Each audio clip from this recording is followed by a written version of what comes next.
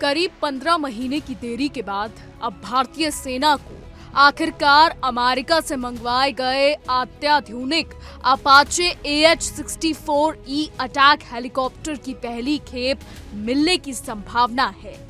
ये delivery operation सिंदूर के तहत सेना की पश्चिमी सीमा पर लड़ाकू क्षमताओं को और मजबूत करने की दिशा में एक अहम कदम माना जा रहा है।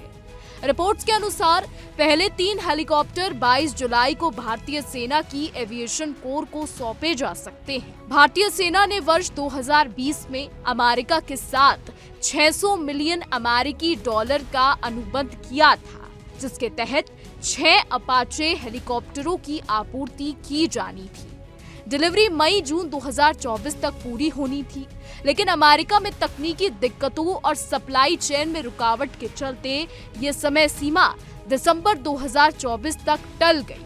हेलीकॉप्टरों को 2 बैच में भारत आना था, लेकिन पहला बैच अब तक भारत नहीं पहुंच पाया है। आपको बता दें कि मार्च 2024 में जोधपुर के नागतालाब में भारतीय सेना ने पहला अपाचे स्क्वाड्रन तैयार किया।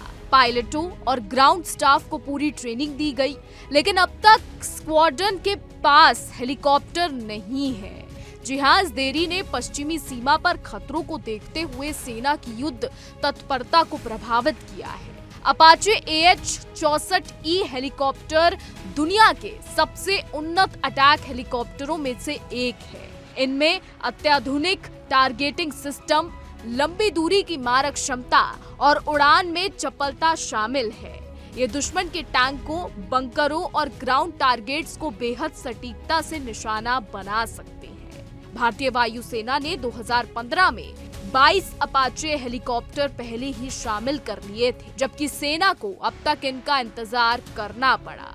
भारतीय सेना की एविएशन कोर, जो अग्रिम मोर्चों पर कार्यरत रहती है, उनके पास पहले से ही कई उन्नत हेलीकॉप्टर और विमान की एक विस्तृत श्रृंखला है। हाल ही में तटरक्षक बल के एक ALH के दुर्घटनाग्रस्त होने के बाद इसकी उड़ानों पर अस्थायी रोक लगाई गई थी, जिसे अब सीमित रूप से मंजूरी दी गई है। सेना निगरानी और टोही अभियानों के लिए हेरॉन और सर्च UAVs का भी उपयोग करती है।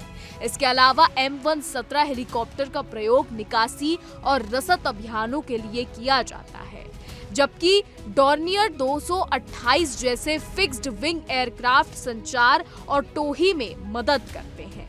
बताते चले कि अपाचे हेलीकॉप्टरों की तैनाती से भारतीय सेना की आक्रामक और रक्षात्मक दोनों क्षमताओं में बड़ा सुधार होगा।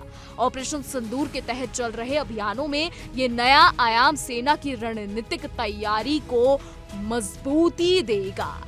आपको ये भी बता दें कि अपाचे के आने से पश्चिमी सीमा पर किसी भी संभावित खतरे से निपटने में सेना पहले से ही कहीं अधिक सक्षम होगी।